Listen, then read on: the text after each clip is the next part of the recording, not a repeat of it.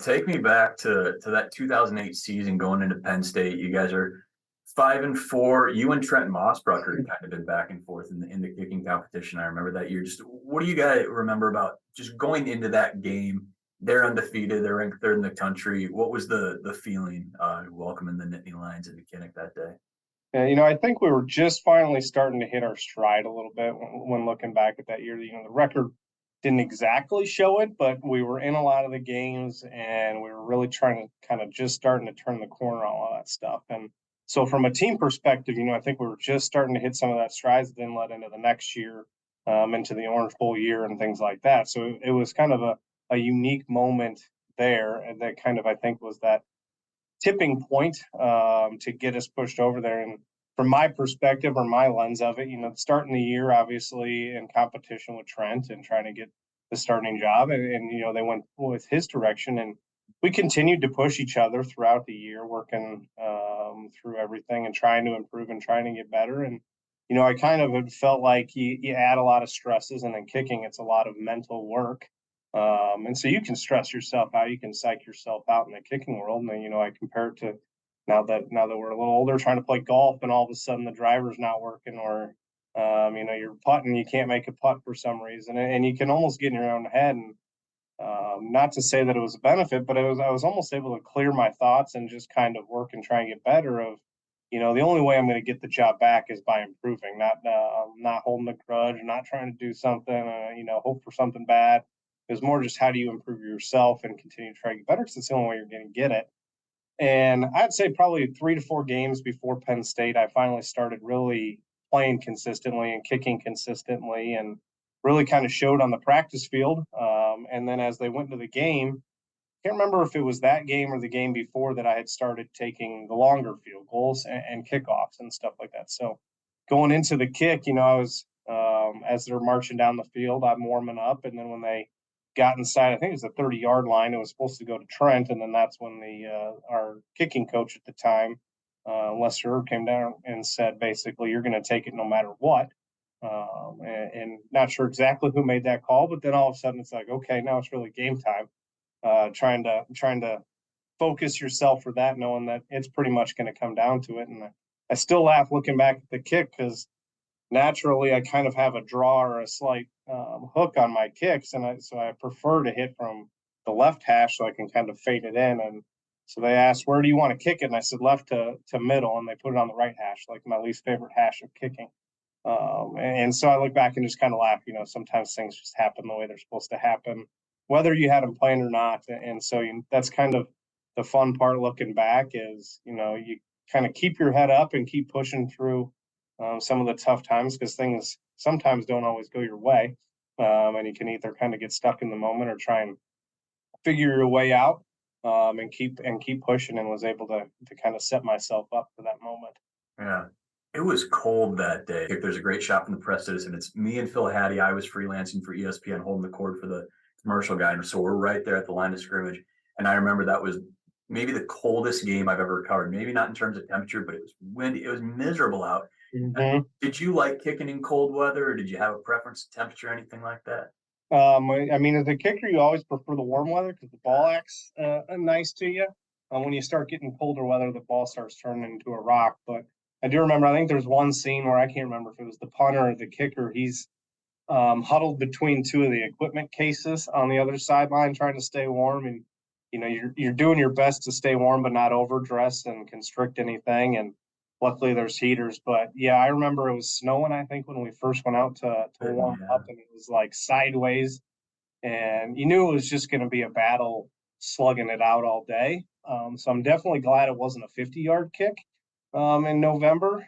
So that was a nice thing. But yeah, it is definitely a challenge when it comes to cold weather, and then trying to get yourself warm. And the life of the kicker is you get warm, then you sit around for 20 minutes, and you get warm, you sit around for 20 minutes. And how do you consistently do that and make sure that you're ready to go when you have the opportunity? So using heaters and things like that. But yeah, definitely prefer the warmer weather. I do remember, I can't remember if it was that game or not, but we had somebody that had the heaters on the sideline, and putting a helmet on in the middle of the winter is fun, and actually melted their helmet because they held it in front of the heater too long. So there's plenty of tricks of the trade that we learn to stay warm as specialists and kickers, even in practice and stuff like that. Of don't tell Coach Ferentz we go hide in the bathroom and turn the hot water on and try and steam up the bathroom a little bit just to warm up on a 3-hour practice. That you're like, I've been standing here for 2 hours. I need something to get the blood flowing again.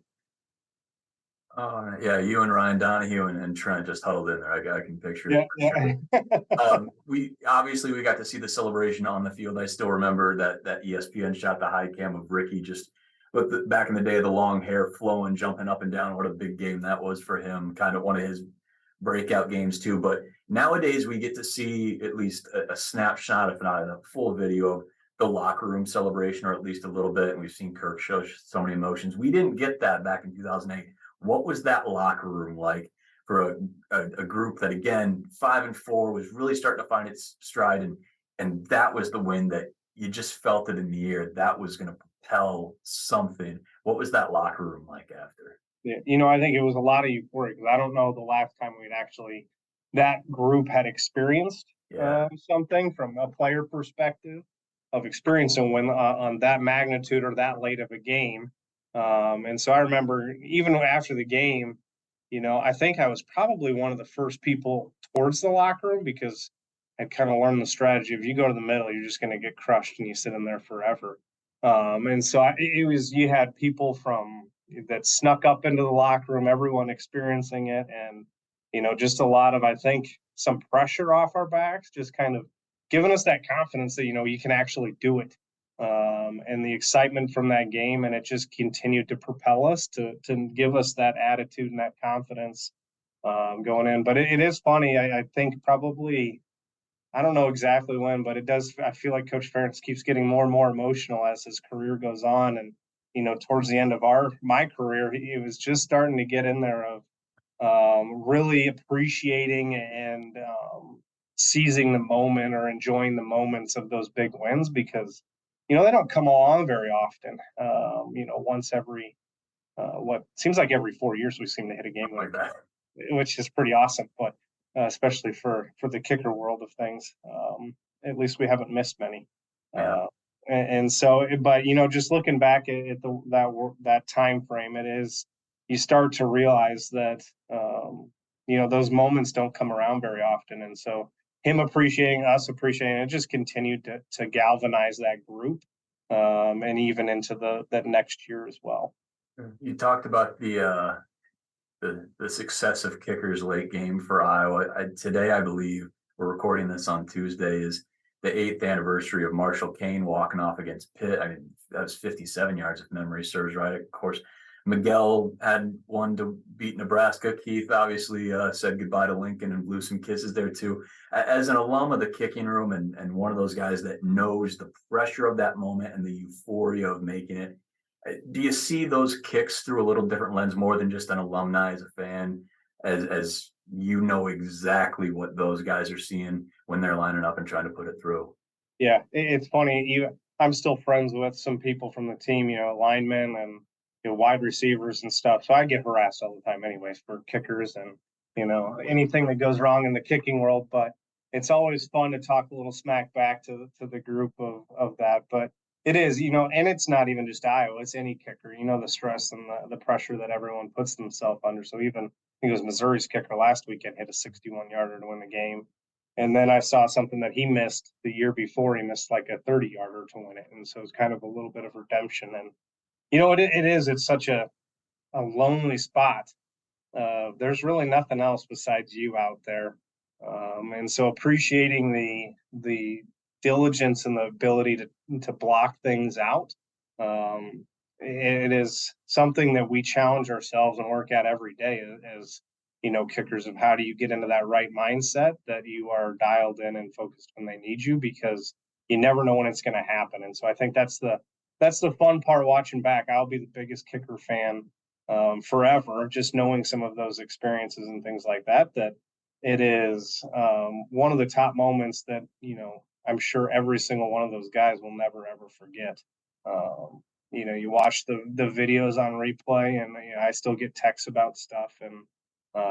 And so the fact that we've had them go our way over the last decade plus, even going back to Kading and Schlicker and things like that. Of it's been quite a run of performing in the pivotal moments, which is kind of key to how the development in the program goes of putting yourself in those situations. Sure. The line right away, anytime somebody makes a big play or hits a big kick, is, boy, he's not going to have to buy a drink in Iowa City for the rest of his life. I'm going to assume that's not exactly true. I mean, you're a hometown kid too. I'm sure you've picked up your own time or two in the last 15 years. But what is it like when you get back to Iowa City? And yeah, you see a lot of familiar faces because you're from there, you're a Gina grad. But I'm sure fans flock to you once they figure out who you are and remember back then. What's it like when you get back for games? Yeah, luckily I still, I think, have most of my hair and look fairly similar to the way I did back at 13, 15 years ago. But, it is, I tend to, I still do pick up my own bill.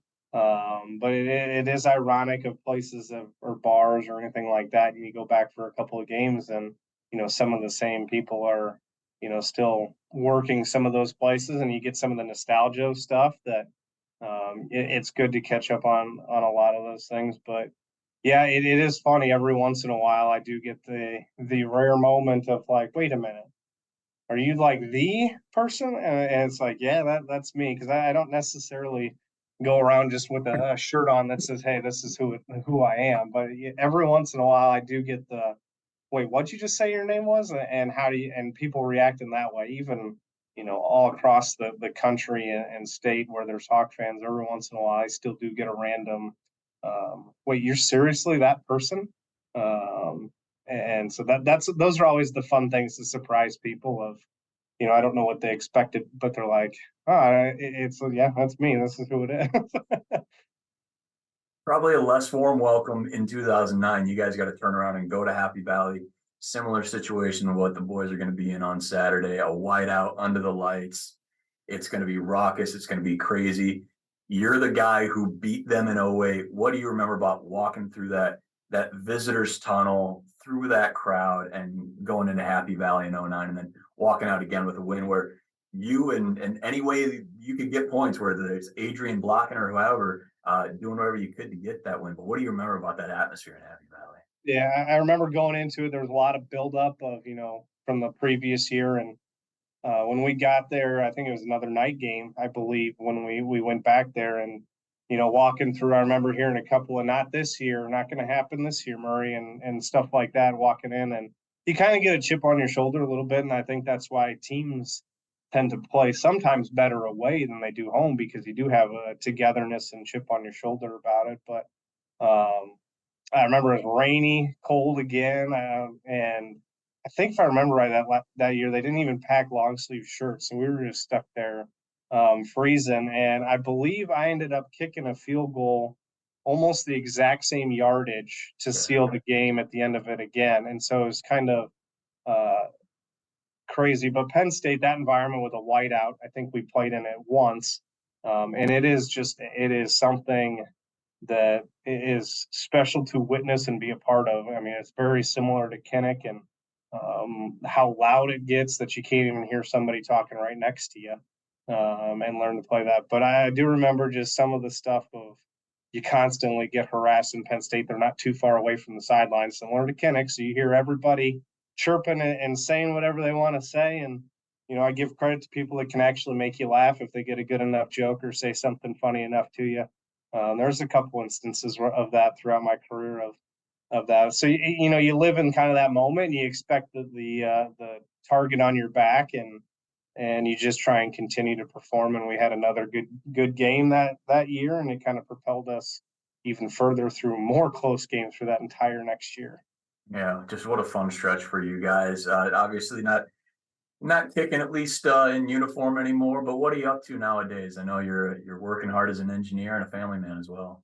Yeah, so I live out in actually Rockford, Illinois now. Work for General Mills. I out of college started at General Mills and have worked my way up and an engineering manager here at one of our plants in Belvidere, Illinois, kind of in that Rockford area. So I've been doing that now for 11 years. I've been with the company after grad school, and got a 17-month-old and a 3-month-old. So they're keeping me busy on the side. And, I was playing soccer still. I'll say it slightly competitively.